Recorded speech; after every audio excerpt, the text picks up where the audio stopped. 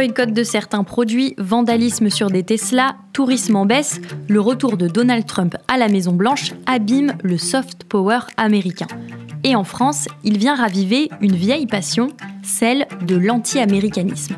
Car notre méfiance envers les États-Unis ne date pas d'hier.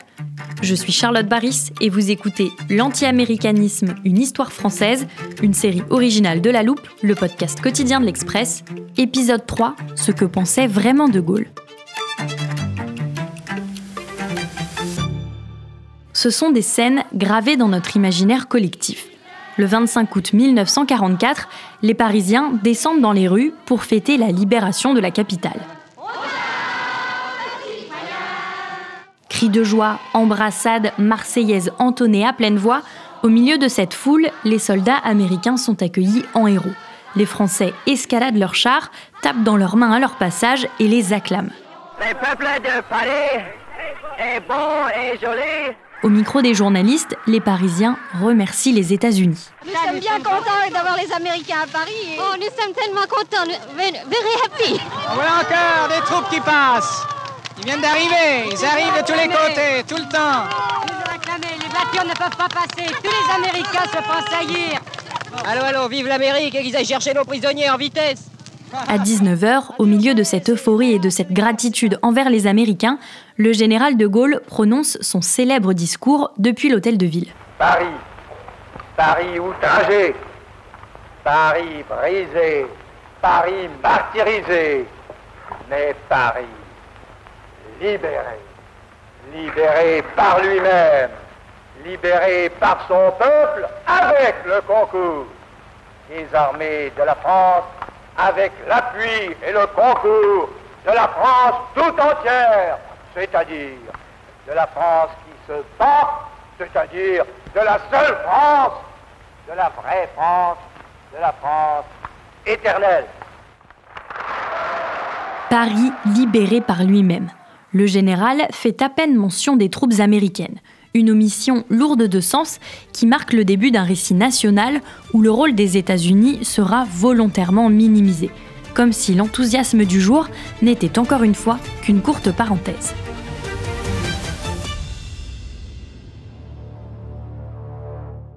Les images que l'on retient de la libération de Paris et de la France donnent donc l'impression d'un moment américain. Mais les sondages de l'époque démentent cette intuition, comme l'explique Philippe Roger, historien chargé de recherche au CNRS et auteur du livre « L'ennemi américain, généalogie de l'anti-américanisme français ». L'IFOP réalise un sondage dans Paris, vraiment dans les jours qui suivent la libération de Paris, en 1944. On demande aux Parisiens quel est le pays qui a, je cite, le plus contribué à la défaite allemande. Réponse, URSS, 61%. USA, 29,3%. Pour vos Anglais, 11%. Mais en tout cas, c'est très net. C'est-à-dire, pour beaucoup de Français dans la France occupée, c'est la bataille de Stalingrad qui change la guerre. Et ce souvenir est encore très fort, et il est évidemment renforcé par la résistance communiste, les FFI et le discours communiste sur la prééminence de leur rôle dans la résistance. Donc, les Américains sont évidemment bien accueillis, mais ils ne sont pas nécessairement vus comme les principaux vainqueurs du nazisme. Et puis l'autre facteur qui n'intervient pas dès 1945, mais très très vite quand même, c'est la présence des bases américaines.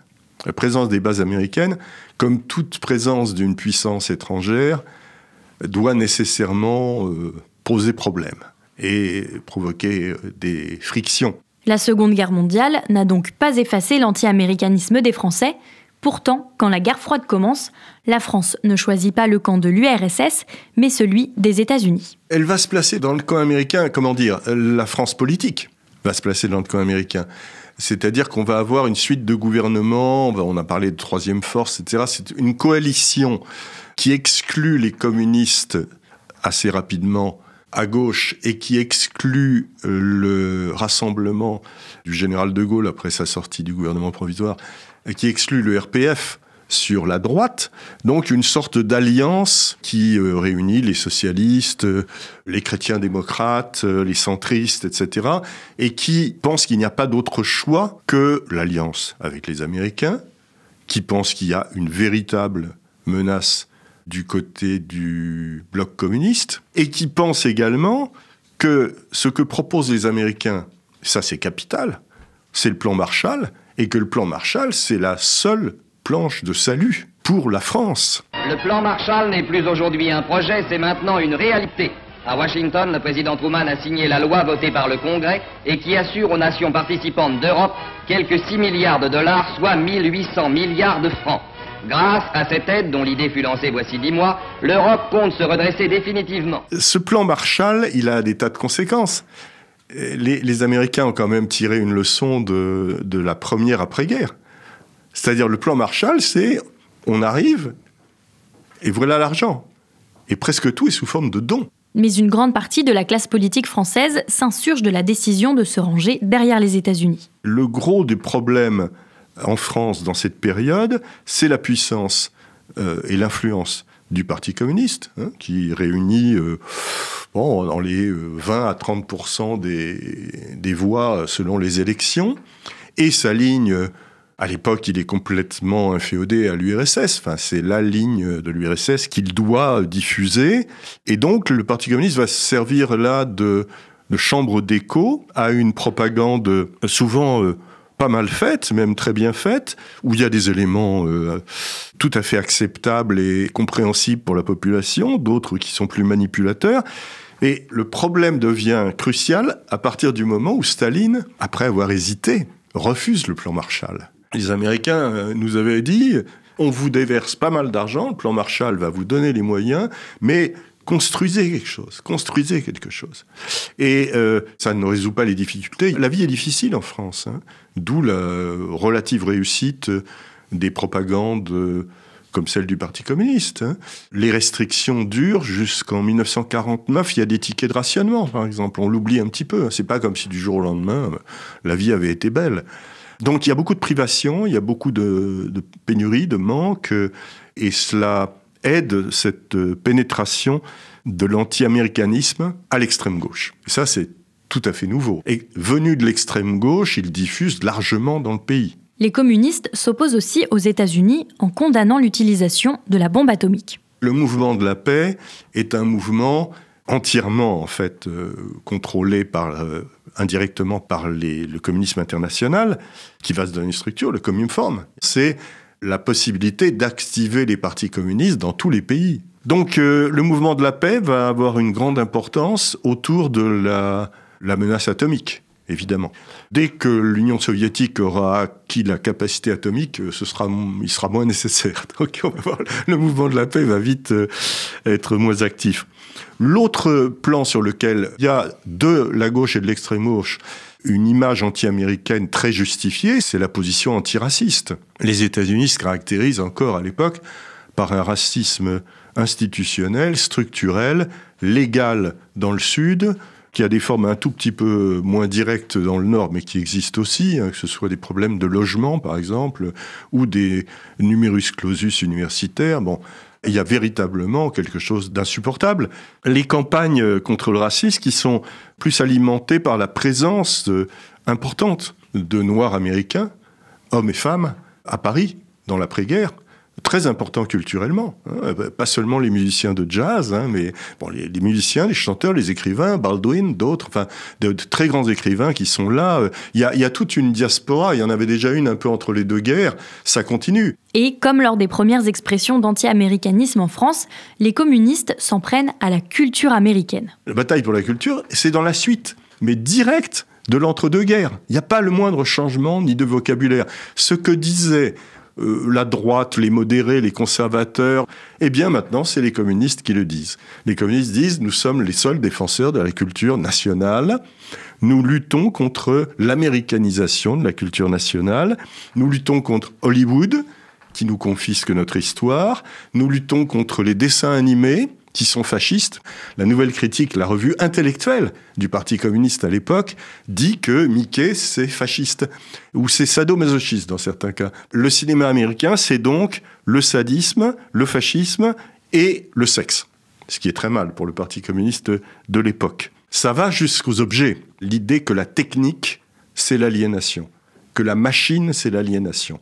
Ça va jusqu'au frigidaire. Il y a un article de Roger Vaillant, grand écrivain communiste, par ailleurs très dandy, qui roule en voiture de sport. Et Roger Vaillant parle des arts ménagers et il dit « le frigidaire, mais personne n'en a besoin ». C'est encore une chose qu'on veut nous imposer. Il dit, bon, à Paris, il fait jamais très chaud, on peut garder le rôti du dimanche jusqu'au mercredi, et qui a besoin de glaçons ? Ça ne fait que gâcher le whisky, je cite. Donc, il y a là tout un ensemble d'éléments de guerre culturelle qui sont repris très souvent d'un argumentaire qui était à droite avant la guerre. Il n'y a pas besoin de beaucoup de modifications. Le Parti communiste reprend donc le flambeau de l'anti-américanisme en France, jusqu'à l'arrivée à la présidence d'un certain Charles de Gaulle. Il s'agit de rétablir une situation normale de souveraineté dans laquelle ce qui est français, en fait de sol, de ciel, de mer, de force, et tout élément étranger qui se trouverait en France ne relèveront plus que des autorités françaises.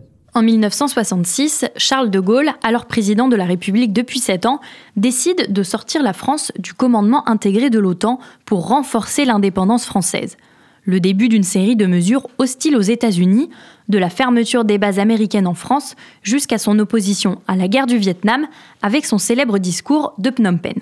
Eh bien, la France considère que les combats qui ravagent l'Indochine n'apportent par eux-mêmes et eux non plus aucune issue. Il est certain aux yeux de la France qu'elle n'aura pas de solution militaire. Une méfiance gaullienne pour les États-Unis qui prend racine dès la Seconde Guerre mondiale. De Gaulle avait quelques raisons d'avoir de mauvais souvenirs des dirigeants américains, et en particulier de Roosevelt, puisque ça a été extrêmement compliqué pour lui pendant la guerre. Les Américains n'avaient pas rompu avec Vichy. Il y avait un ambassadeur de Vichy, et cet ambassadeur était un ami personnel de Roosevelt. Washington envoie un nouvel ambassadeur en janvier 1941. Bon. Et cet ambassadeur va rester à Vichy jusqu'en mai 1942. Chose impardonnable pour De Gaulle. Deuxième point, qui est peut-être pas sans rapport avec le premier, De Gaulle en prend aussi à son aise. Je veux dire, il sait qu'avec les Américains, ça ne marche pas trop. Heureusement, avec Churchill, ça marche mieux. Et donc, en décembre 1941, il fait une chose assez extravagante. Il envoie un gaulliste, l'amiral Muselier, prendre possession de Saint-Pierre-et-Miquelon. Puisque Saint-Pierre-et-Miquelon est dans les eaux au large de l'Amérique, et donc c'est Vichy qui est toujours en principe. Et donc ils n'ont pas besoin de navires de guerre pour Saint-Pierre-et-Miquelon. Donc ils prennent Saint-Pierre-et-Miquelon. Roosevelt est furieux. Les Américains sont furieux. Et puis alors ensuite, le pire, c'est-à-dire au moment où commence le débarquement en Afrique du Nord, où les vraies campagnes avec la reconstitution d'une armée française, et le candidat des Américains, ça n'est pas De Gaulle, c'est son rival Giraud. Et on ne donne rien à De Gaulle. Pas de moyens, rien. Pas de commandement, etc. Donc voilà, il y a un passif. À cette relation passée compliquée s'ajoutent des raisons plus pragmatiques pour le président de la République. Les raisons fondamentales de la politique gaulliste, elles sont assez simples. C'est l'indépendance et la grandeur de la France. Pour l'affirmer, c'est la politique du ni-ni.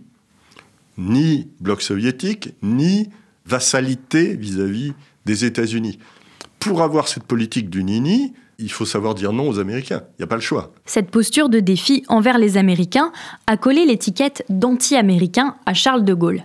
Un qualificatif qui perdure encore aujourd'hui, mais qui fait en réalité un raccourci et oublie certaines prises de position de l'ancien président. On dit aussi très fréquemment que vous êtes anti-américain. Vous avez une fois parlé d'hégémonie américaine. Les Américains ont mal pris cela, ils ont considéré que c'était péjoratif, et même beaucoup de Français considèrent que c'est péjoratif. Alors, est-ce que vous pourriez également là-dessus vous expliquer sur votre anti-américanisme ? En réalité, qui a été l'allié des Américains de bout en bout, sinon la France de Gaulle? Il n'y en avait pas eu d'autres. Et le cas échéant, si le malheur devait arriver, et si la liberté du monde était en cause, qui serait automatiquement les meilleurs alliés de nature, sinon la France et les États-Unis. Il n'a jamais pris de mesures, violentes, et il n'a pas non plus tenu de propos culturellement anti-américains. Or, c'est quand même c'est la base continue, c'est le bruit de fond permanent de l'anti-américanisme. Il est du côté des valeurs. Je crois que De Gaulle avait trop, là, de retenue et de sobriété. Et si on voulait prendre un exemple politique, évidemment, ce serait la crise des missiles, la crise de Cuba. Je rappelle que la crise des missiles, 1962, c'est le moment où, alors qu'on se croit dans la détente, les soviétiques, à la demande d'ailleurs de Fidel Castro, amènent des missiles de courte et moyenne portée à Cuba. Les rampes sont déjà installées à Cuba et un certain nombre de cargos soviétiques se dirigent donc vers les Antilles pour amener les engins eux-mêmes. C'est une crise majeure qui nous a vraiment mis au bord d'un conflit qui aurait pu être un conflit mondial, atomique. Dans la nuit, après l'identification des bateaux et des photos réalisées par les Américains, un envoyé spécial du président Kennedy arrive à Paris, voit De Gaulle immédiatement, et disent, bon, voilà ce qui se passe. Il y a des cargos soviétiques qui amènent des engins qui peuvent porter des missiles nucléaires. Pour nous, évidemment, c'est inacceptable. Quelle est la position de la France ?